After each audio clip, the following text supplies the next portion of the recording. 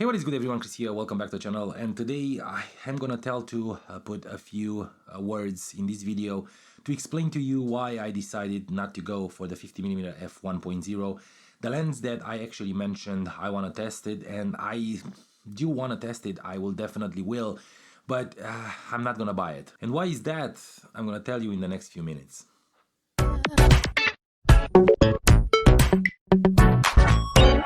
Okay guys, the 50mm f1.0 is a lens debated these days. Everyone who's shooting Fuji is thinking about buying this lens, and if you do and if you didn't buy it already, please watch this video to the end. Please subscribe to the channel for more videos like this, and also give these videos a thumbs up, it's super important. And if you want to follow me on social media, I'm gonna put the links in the description below as well.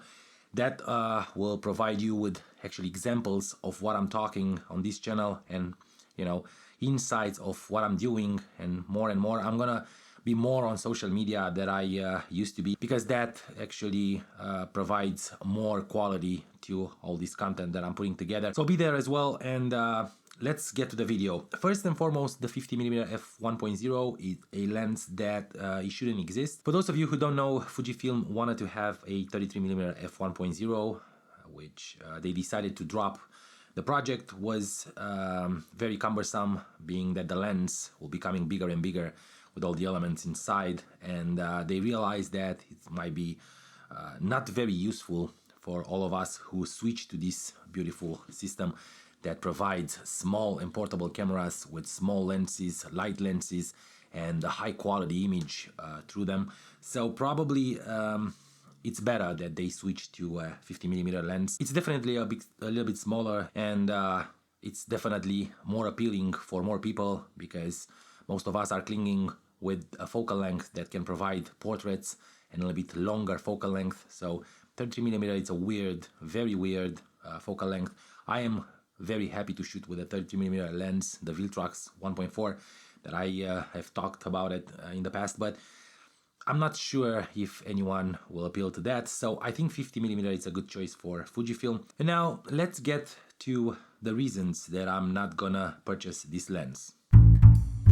So the size of this lens, it's a little bit cumbersome for me, because when I switched from Sony cameras to Fujifilm, wasn't necessarily because Fuji cameras weren't good, or because I didn't get what I wanted from them. I can edit my photos, I can get the colors as I wanted, but I do enjoy a lot of the colors and the Fujifilm simulations in the Fujifilm cameras. I do love the fact that you can shoot JPEG and just go with it and provide it to your client, no problem, because you have so many choices in film simulations. But that wasn't the problem. The problem was the lenses that were coming with those Sony cameras were huge, very cumbersome to hold, very heavy, and you were transforming a mirrorless system into a DSLR system, other than having small bodies, but the lenses were pretty much the same. So I chose to go towards Fujifilm, and the decision I will never regret. These cameras are amazing indeed, but having huge lenses will kinda kill the purpose and defeat the purpose of having a small body with a lot of features, and that is my first reason why I'm not gonna buy the 50mm f1.0. I am happy with the 56 1.2 that I have right here. It's a small lens, and I'm gonna do a quick measurement to show you. It's probably a battery and a half, so you can imagine that this lens can be used anywhere and everywhere. You can put it in your pocket and have it with you all the time. When the 50mm f1.0, it's a huge lens, pretty much compared with the 16 to 55 f2.8 or the 16 1.4. The huge lens is very bulky, and that's not what I want, that's not what I'm looking for. So that is the first reason. Now, for those of you who don't know, the 56mm f1.2 that I own, it's not a weather resistant lens, and that is unfortunate, especially for those of you who are shooting in the elements more than I do, and for those who are going out more and in different kind of temperatures and in different kind of situations with sandstorms and rain and snowfalls and stuff like that. Well, right here in California, where I am right now, these are very rare. especially the snow. But I do encounter from time to time the nature elements, being dust or rain. I never had a problem using the 5612, though it's not weather sealed. I used it on my X-T3 recently. I didn't have time to test it in the elements with the X-T3, but on my X Pro 2 on the X-T3, never had a problem. The lens stayed well on the body. I didn't get water inside or anything else, dust or not more than I usually do on the sensor. So I'm happy, and that weather resistant on the 51.1 doesn't appeal to me much because, like I said, I don't have much to shoot that will require the lens to be weather resistant. So if that's what you're doing, that's something that you should consider.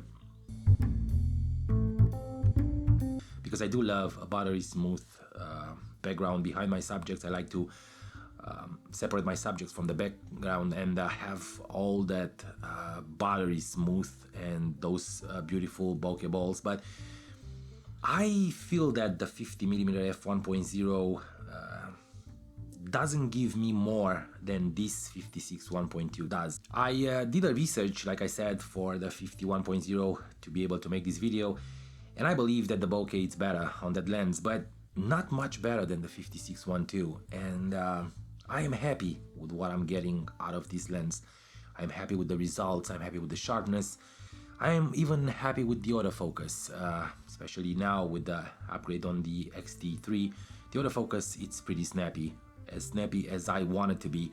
Maybe for you it's not, and these lenses, you should know that they're not made to shoot sports or fast action. They're portrait lenses or lenses that will slow you down a little bit in order to get the composition and the frame that you wanted. So for me, it's pretty fast. It's fast enough, and because we got to this, I heard that the 50mm f1.0 is a bit faster in autofocus. That's great, but it won't do much for me. I'm not gonna shoot sports with that lens anyway, so this is my third reason why I didn't buy it. I think that the bokeh on the 56.1.2, it's pretty much enough for any portrait photographer or wedding photographer. Even for someone who shoots family stuff or street photography, this lens can provide more, and I think that the 51.0 is just a redundant purchase if I will to buy it and have this one already. But if you didn't, I think you should go for that one because you will definitely love it. We'll get to the price soon, so stay tuned for that. Now the fourth one, because we hit the subject, it's the bokeh balls. And like I said, I love bokeh. I love beautiful balls behind our subject, smooth and buttery ones, not the onion skin ones, not the sharp ones, and the ones that create that kind of crowded background. I think that the 56.1.2 it's not perfect in terms of bokeh, and the bokeh balls are not rounded enough, but they're smooth, and I think they look good. The 51.0 has amazing bokeh balls, but like I said, it's not enough for me to invest double the price of the 56.1.2 just for that, though I do love the bokeh and I do love to have a good separation that is actually pleasing behind my subject. Now this one might sound a bit weird, and you will probably comment down below, and I am actually pushing you to do it, but I feel that shooting in the daylight with a 50mm f1.0 is it's cumbersome. You won't be able to shoot that wide aperture, and if you're buying a 1.0 lens, why shoot it at f2 or f2.8 or f4? You're buying that lens to be able to shoot it at f1.0, and if you're putting on the camera like I'm doing with this 56.1.2 all the time to go out and shoot crazy stuff, they will make you raise the shutter speed probably around 1 to 32 thousandths of a second to be able to shoot at 1.0.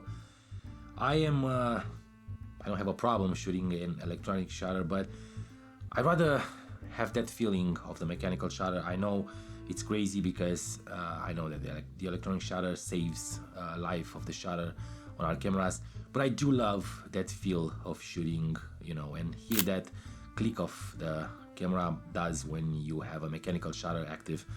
So shooting 1/32,000 of a second, maybe even more, and not being able to use the 1.0 aperture, again, for me, it's a bit weird. And if I were to buy that lens, I will probably use it 1.0 all the time, just because I can, and just because that's why I bought it and I paid that much money on it. Another thing that I want to talk about is the autofocus motor in the 50mm f1.0. I heard it's very loud. That doesn't mean that the 56 1.2 is not.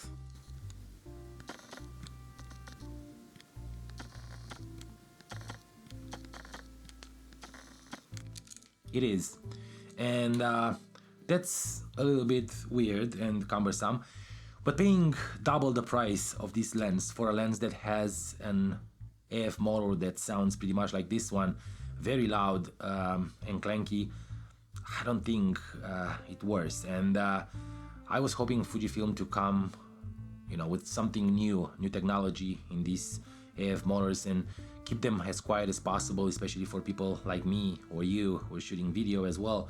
So yeah, that is a downside, and I'm not ready to pay that much money for pretty much the same thing that I have on my 56 1.2. And now the last one, the most important one, I would say, it's the price. This lens costs usually around $800. You can find it in all kinds of deals, probably more and more from now on because the 50mm 1.0 exists. But this lens is under $1,000 when the 50mm f1.0 it's $1,500, which makes it a premium lens in terms of price, and it is a premium lens. And I'm agreeing with everyone who says that that lens should be $1,500. It's a 1.0 lens, the only autofocus lens in the Fuji lineup at 1.0. So I think that the price is entitled, and I think that Fujifilm put a good price on that lens. But again, for me, this one is a great lens, and all the features and everything that that one provides won't make up for the price, which is double than this one, and it won't make me, you know, go towards it and just becoming crazy to have that lens. I would say that if you don't have the money to buy the 50mm f1.0, if that it's a stretch, and if you are gonna you know, empty your pocket to be able to buy that lens, don't. Go ahead and buy the 56 1.2. It's a great lens that can provide pretty much the same quality, pretty much the same depth of field and the bokeh. It's not a big difference between these two lenses. This is a very good lens for everyone, and the price, it's actually good. You will get a very wide lens. It's actually a 1.8 in full frame, and around $800. The color rendition and everything is beautiful. While the 50mm f1.0 at $1,500 becomes way premium, and I don't think that is for everyone.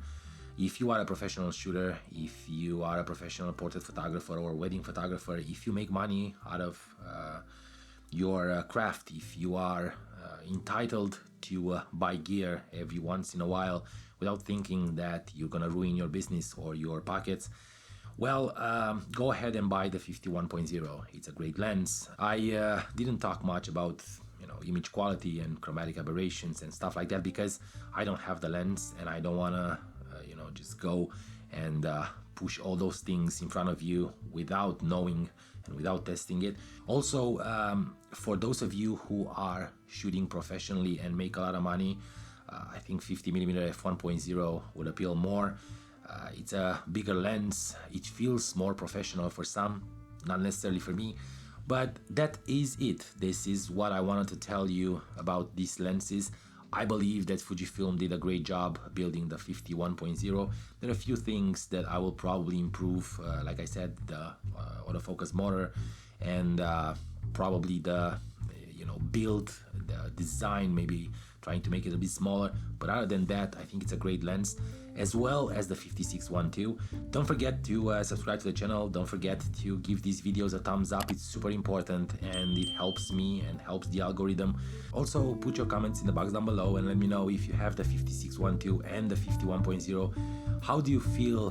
Do you feel that they're redundant? Do you feel that the 51.0 it actually completes the 56-1.2? And I will definitely see you in a bit.